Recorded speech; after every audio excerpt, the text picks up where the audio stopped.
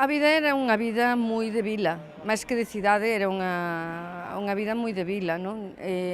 Donde, como a hoxe, pero, bueno, de outro xeito, a xente se coñecía casi toda, sobre todo no seu barrio, non? E era unha vida agradable, para min foi unha vida agradable, non?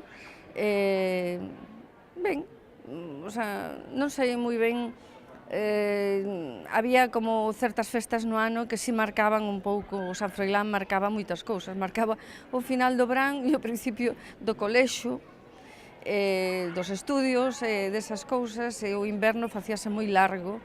Os invernos eran moi fríos, moi húmedos e moi largos, eso si o recordo, non? E logo, pois, cando xa chegaba a primavera, que xa tiñamos moita gana de primavera, pois empezaban outras cousas, non? Porque daquela non se podía celebrar o Entroido, que estaba prohibido.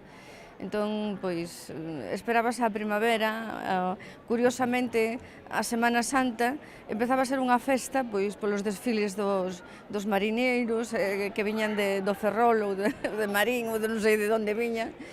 E logo, pois, sí, o resto da primavera e do resto do verán era xa outro tipo de vida completamente diferente, non? Como se a cidade de repente pois se abrira e había moitas cousas. O que se facía no inverno era moito ir ao cine.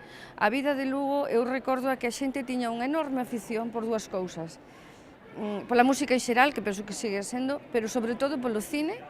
Era unha cidade moi cinéfila e tamén lle gustaba moitísimo o teatro, moitísimo.